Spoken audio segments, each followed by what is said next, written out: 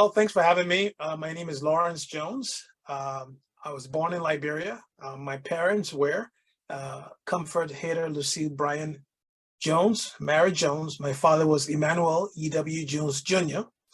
My connection to Barbados is via my mother. Her mother's mother, so her grandmother, came to Liberia on the Cora, family Doldron, and settled in Liberia. And they basically came and were in along the coast, and that's where they were. And then my grandmother, she got married to a Bryant, hence my mother's maiden name was Bryant, and she obviously married to Jones, so my name is Laurence Jones. But I was born and I grew up in Liberia, and actually took my family to Barbados last spring with my wife and 3 kids, and we visited the church. We didn't go inside because it was closed the day we were there, but did walk around the island and had some very interesting experiences. So the vegetation, which pretty much resembled much of parts of Liberia. The building, the construction. Being an engineer, I always look for those kinds of things when I travel. And it was interesting to see a lot of similarities in terms of how the construction was done, how the cities were laid out, and I think it clearly. And then I also visited the archive. I went to the National Archives and actually found the baptismal Bibles that covered the names of ancestors, and so that was a very special, moving event to do that. And unfortunately, my grandmother died before I was born, so I never met her. I did grow up knowing my grand aunt. So my grandmother had a sister, Lydia Burfey, and those two sisters, when my grandmother died, my mom and her sister was literally reared by their aunt. So I got to know my grand aunt more. We used to call her Big Auntie. And, some of the stories, my grandmother was a Sunday school teacher in the Trinity, I think it was back then it was called Trinity Parish Church, but now it's called the Trinity Cathedral. And so she was a Sunday school teacher, and literally, was very much all about kids. She loved kids.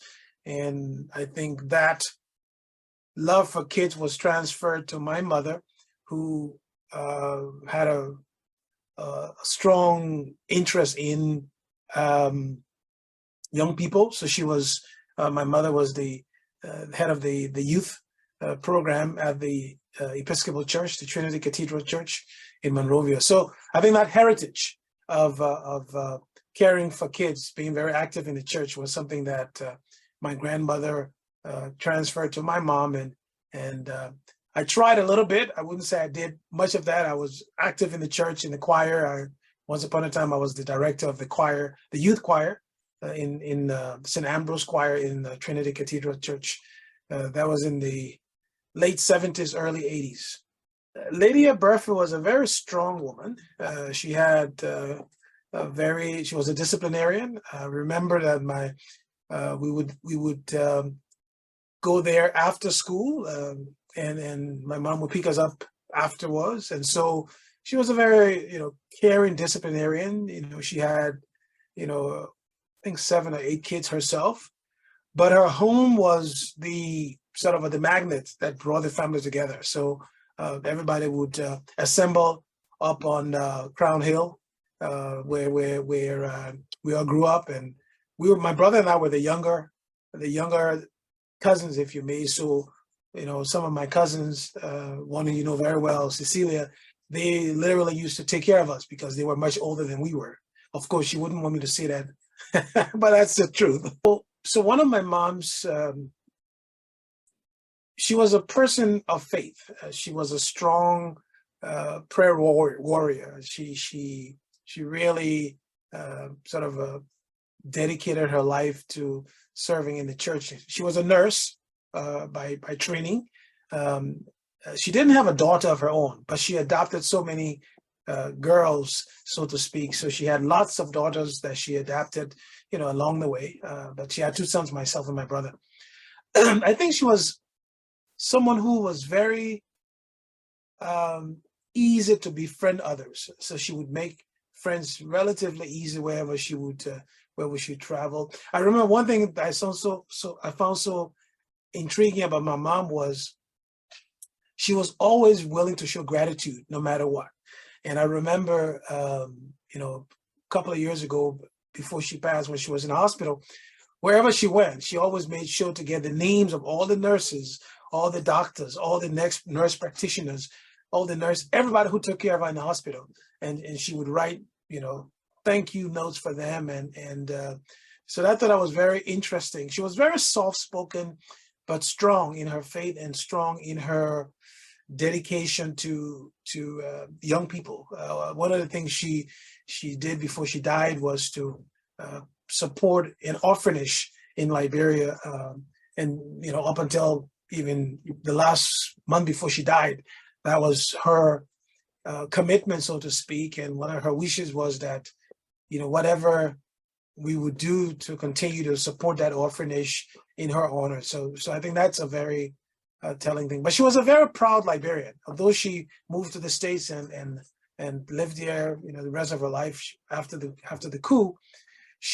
After the war, I'm sorry, she never lost touch.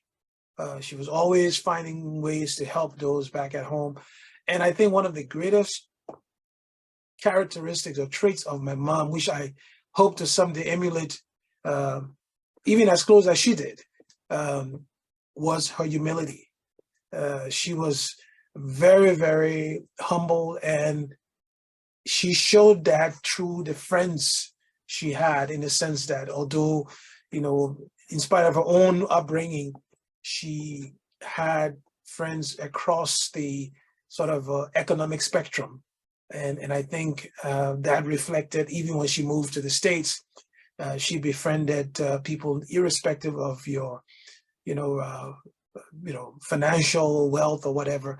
And she was never intimidated by that. So she didn't care whether you were nobility or not. She would treat everybody with sort of an equal footing. So, like I always say, if I could be even as 10% as humble as she was, I would achieve a lot, because she was a very humble person. I think growing up in Liberia, one of the things that a lot of women had to endure was the sometimes difficulty of bringing up your kids in an environment that was not always giving women the ability to, at least back in the day, to show their independence.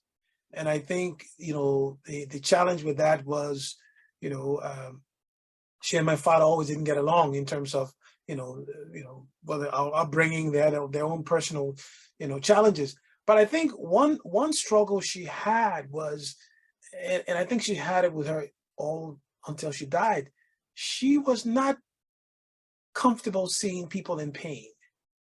And I think that her humility was also somewhat tied into her empathy. And sometimes when you have such caring personality, you struggle with it, because you don't realize sometimes when people take advantage of your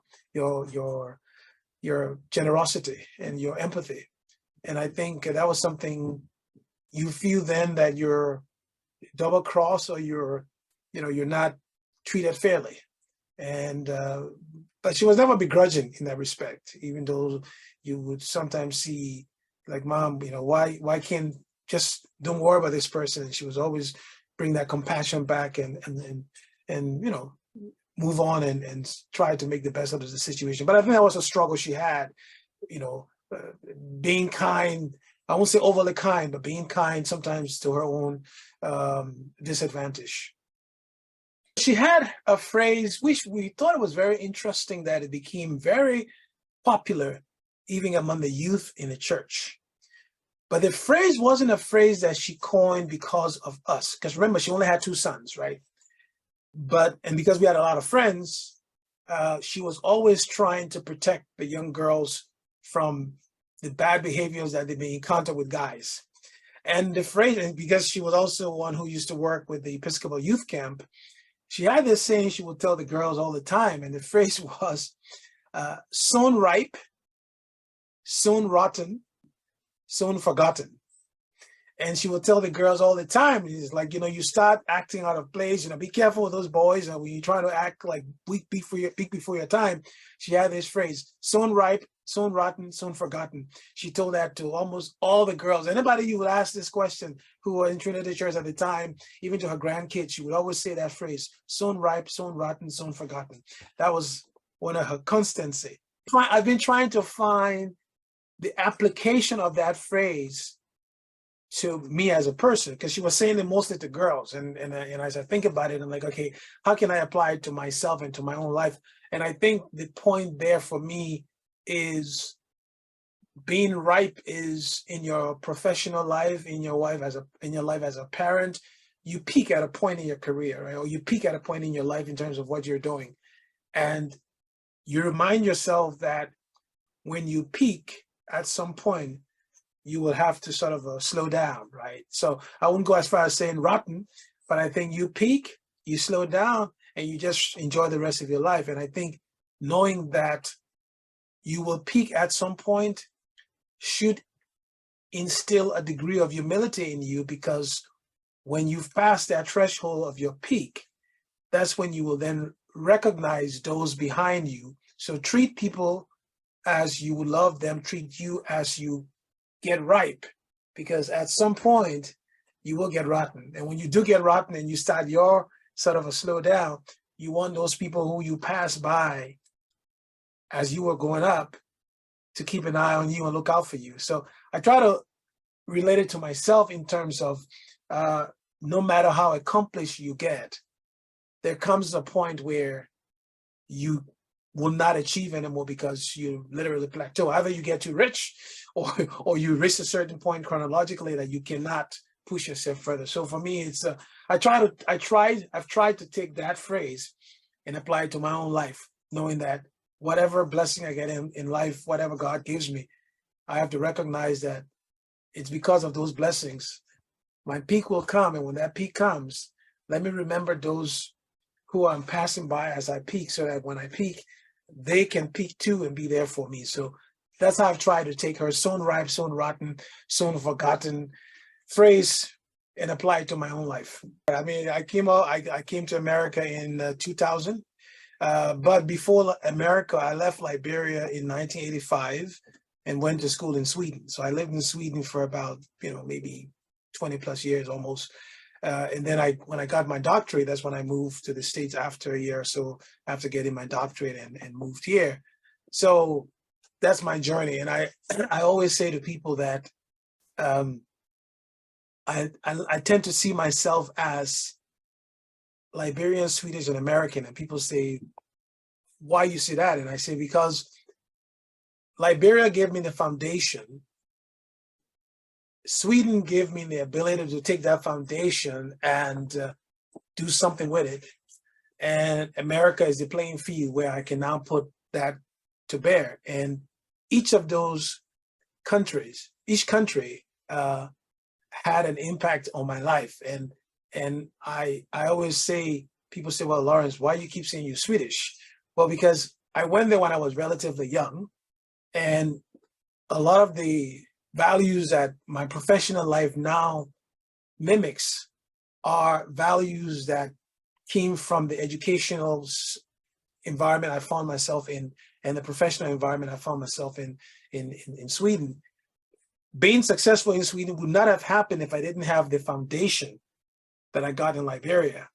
And so I cannot diminish the Liberian contribution to who I am today. And equally so, I can't diminish the Swedish contribution, because I won't be successful in anything I'm doing professionally if I had not acquired the education that I acquired, when I lived in Sweden. So Liberia was the foundation, and I think it's important because I remember when I moved to Sweden, it was very cold winters. When I left Liberia in 1985, it was about 32 degrees Celsius, and I arrived in Sweden on a dark winter night of January.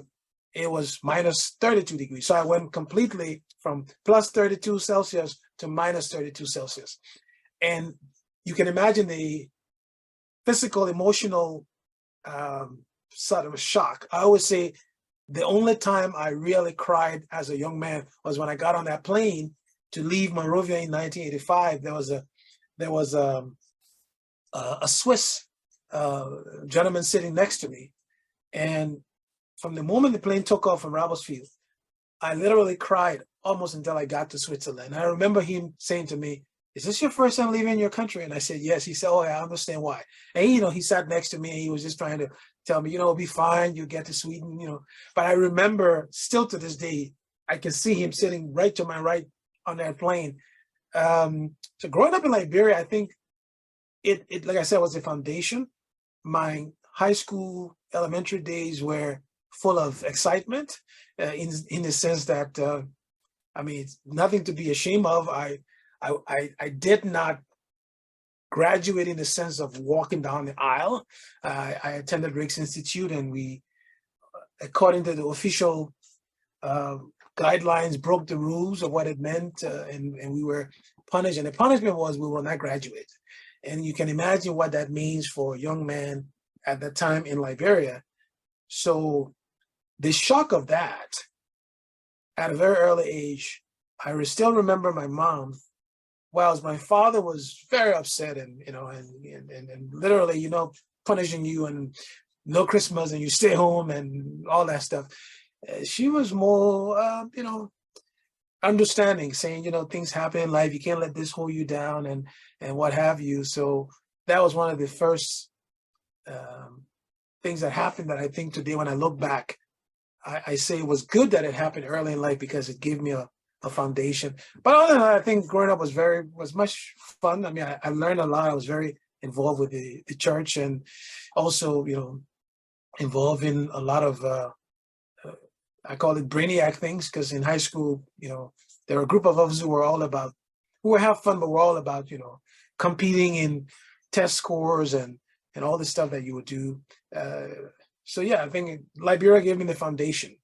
But then when I went to Barbados, actually, I discovered when I was there the culture of the Barbadians. I got to know a few people there. I visited the utility, and when you think of them and the Liberian culture, at least the one I grew up in, there are quite a number of similarities. In fact, my wife and I used to talk about it while we were on the island. Oh, this reminds us of Liberia. So the similarity was very, very stark once you got there and start to understand the people and the culture and the mindset. Well, career, so I'm an engineer. By training, I don't do as much engineering as I would like to do these days, but I studied engineering in Sweden, and then worked for a technology company in the energy field, in the electricity sector. I think my career was very much influenced by my father, who used to work at the LEC. And I left to go to Sweden, but prior to that, my intention wasn't to be an engineer. I wanted to be a veterinarian, actually. And my aunt and others wasted so much money on me because I had my own zoo at home. But one semester when I got a C in biology, because getting a C wasn't something that was very welcoming at home. You were either B or A's, and getting that C in biology kind of crushed me. So I came home with that C and literally said, I don't want to be a vet anymore. And so I literally opened all the cages and let all the animals go away. So that's how my veterinarian career ended. But I always had a passion for mathematics, for science. And so I did engineering, worked for that company, a French company, and then moved to the States. And then about 7, 8, actually more than that, but 9 years ago, now it's 8 years ago, I'm sorry, I got the job, my current job, working at the Edison Electric Institute, where I run the international program, giving advice to utilities around the world about how to run their companies and how to make utilities, work. My passion is electricity. Really, I'm very committed to believing that electricity is the source of good, and my hope that more people will have access to this thing called electricity, which ironically, when you travel around Barbados, you see a lot of similarities between the electricity grid in Barbados and the electricity grid in Monrovia. So I thought that was also quite interesting. So engineer by trade. I also do a lot of work with the universities in Australia, Monash University in Australia. I'm affiliated with Boston University here in the States, and yeah. So I love teaching for fun. I don't teach like for my career, but I love to give back what I got from others. I was very fortunate in my career to have met some very good mentors and from different parts of the world. And I think the more you get from others, the more you should give back to others. So that's the gist of my career. So I've gotten different levels of influence from different individuals, some family, others not family. Depending on when I sat down the other day, I was thinking about if I were to, because I've been working on this book for some time now about my, not my biography, but something like a semi-biography. And I was just thinking about the people who have influenced my life. And I think obviously your parents have an impact on your life. Both my mom and my dad had a significant influence on my life. But in terms of understanding, I think when you look at women leadership, I think I was very much influenced by my aunts, Mary T.D. Bryan, who was at the University of Liberia, Dr. Kid Bryan, my aunt, she's now deceased, Waddy Bryan. Another aunt in Liberia, Justina Rhinelander, she was a teacher. Very, very, very strong disciplinarian. I don't know. So those, when I look at them today, when I look back, I give them credit because they instilled in me the act of never giving up. Right. So even, if you fall down, you get up again. So they gave me that level of influence. And that also they influenced me in having a deep respect for women. I mean, growing up in Liberia, sometimes it wasn't clear the roles that women played in your life because, it's a very male-dominated society to some extent. It's different now. But so that one thing. But then professionally, I think, obviously, two big influences in my life were my PhD professor who literally, I would say, and he and I, we still in contact, he gave me what I call intellectual freedom, which is not common these days where you just tell a PhD student, this is the topic, go figure it out. Call me when you have challenges. So he gave me that independence thinking there. But I think one of the individuals who had significant influence on my life was my Swedish teacher when I went to Sweden. And think of it being in a country where it's dark most of the time in the winter. You have to learn Swedish 12 hours a day. And her pedagogical skill is something that I still to this day, and she's still alive. I still have contacts with her now almost 30 years in, but she really showed me that learning is not just what you learn in school.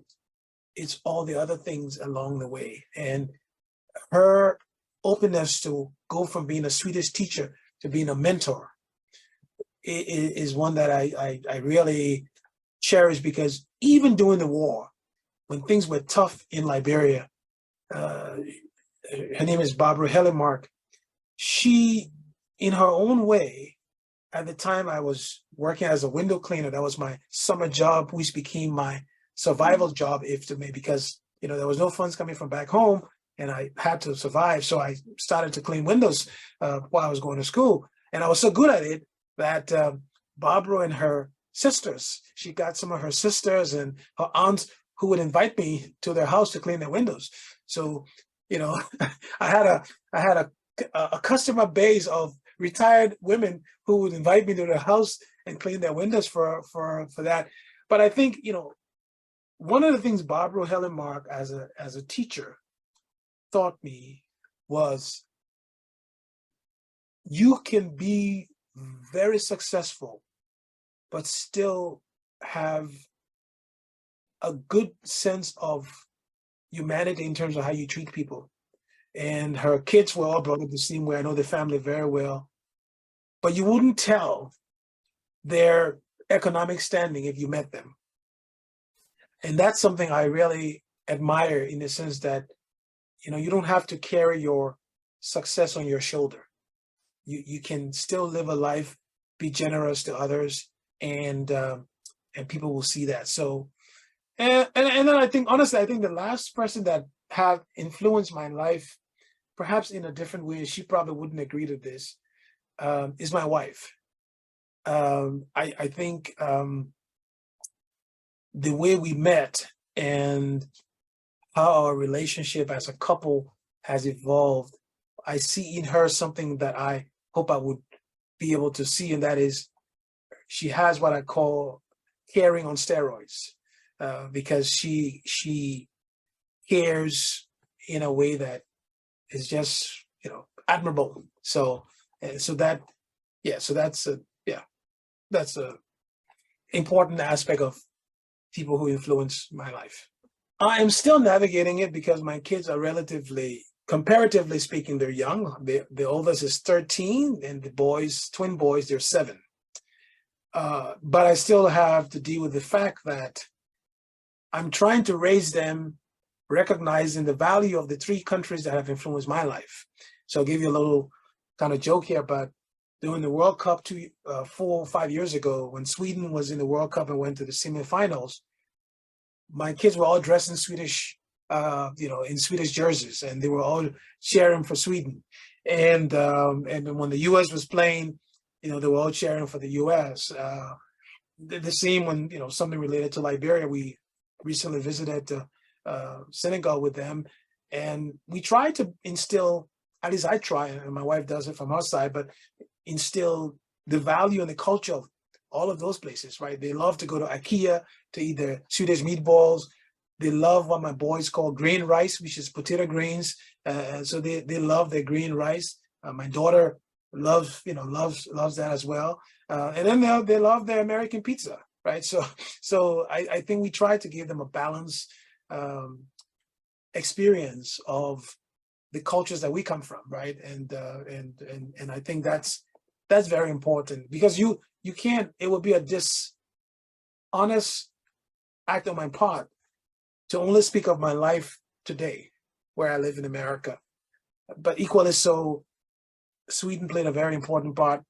Liberia played a very important part, and so let the kids know that that it is what it is. So and the funny joke is my wife had to catch me, because one of my sons, they would tell their friends at school that their father is Swedish, right?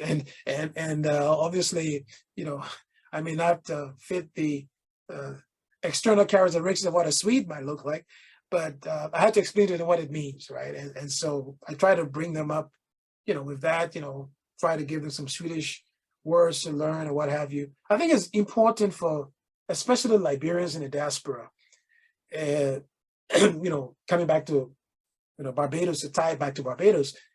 I think one of the things, and I appreciate what you're doing to capture all this history, because we are not good, both in Liberia, but across the African diaspora more broadly.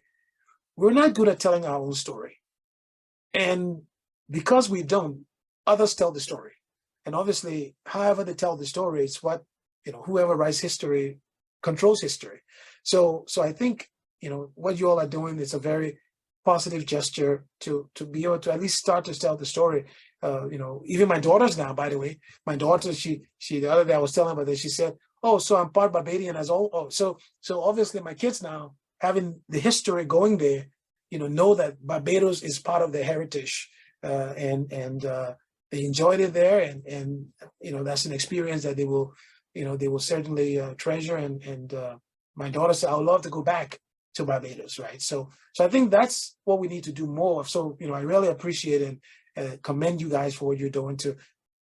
This is just one little step, but I think it's an important step to start making the connection between Barbados and Liberia. In fact, now that you say the sacrifice, there's one last point I would end. You mentioned my mom. That's one thing I say for most, mothers all over the world, but specifically Liberian mothers, and I can speak for my mother. The notion of the widow's mite, right? That they would whatever last little thing they have, they will use it to help to benefit their children. But I remember when I was getting ready to go to Sweden in 1984, 85, at one point I wasn't sure where I would get the financial assistance to go because there were no scholarships, right? And so my mom said, son, just have the faith, keep on praying, just trust God, something will happen. And something did happen. The means became possible for me, to go. But I remember how disciplined she was about making sure that the finances were, however meager they were, they would be maximized, right? And sometimes you wouldn't know where they got the money from, but they made it. I mean, where you got the uniform from. And I think we, one of the things we don't do a good job is reminding our children of the sacrifices that our parents made for us to be where we are. Even to remind our children of what we did to be where we are. When I tell my kids about being a window cleaner in Sweden, really, Daddy, you cleaning windows? Yeah, I did. And you know what? I was proud about it because it was so funny. At the time, to become a window cleaner in Sweden, you had to get a certificate. So I always would joke and say that my very first degree I got in Sweden was the certified window cleaner. And to this day, I mean, I still have a lot of friends that they would joke and say, hey, if you ever need your window clean, call Laurence, right? Because I literally did that for 3 summers. Every summer I would do that. But I think we need to tell this generation of descendants of going back to Barbados, those people there themselves getting on that boat, coming to Liberia, they had to endure all kinds of challenges, right? And so I think it's up to our generation to tell the story in so many different ways, but I think this is one good thing. I think this generation has to begin telling the story, but not just telling the story in terms of what we've done today, but also telling the story in terms of talking about the contributions the ancestors made to civilization or to the world. I remember in Barbados, we visited the rum factory up on the hill. I forgot the name of it. But when you hear the stories of the ingenuity they had in terms of how they were making rum, when you hear how they were processing food, when you hear all the different things that were then copied and improved, the originality came from them. So I think part of honoring our ancestors would be to, I'm not giving you an extra work here, Shireen, but I will, is to go back to Barbados or dig into the history and document the contributions that our ancestors made. Some of those contributions were then copied, borrowed, but the contribution goes to them. There's an author called Howard French, an American author, wrote a book, which actually I do have on my book here somewhere. Where's Howard French's book? Somewhere here. Well, I can't find it when I need it. But he wrote a book about the contributions of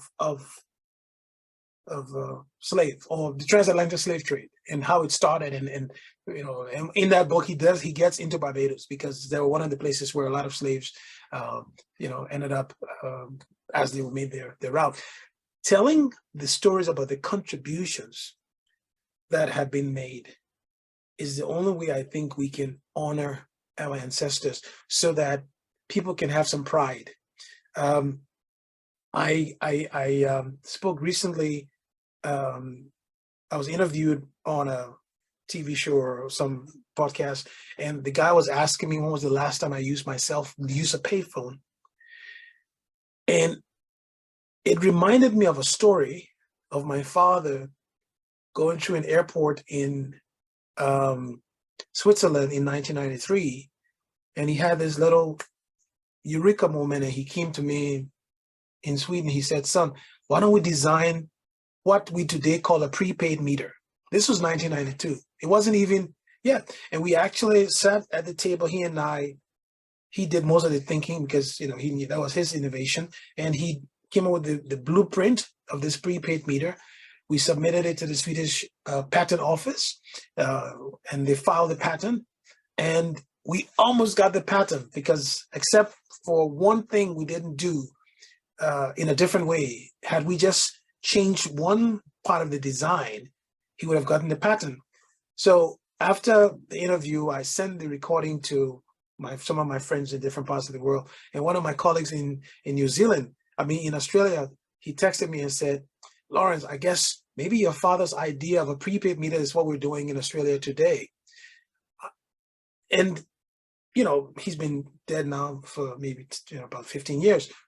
But there are many other people going all the way back to Barbados who got on that ship, who did things that today are making a difference in the world, but no one is documenting that. So if this is the start by telling the story of Liberia and Barbados, the next step would be, what were some of the contributions made by those people in Barbados as they were dealing with their set of issues? So I think that's how we do it. We have to tell the story.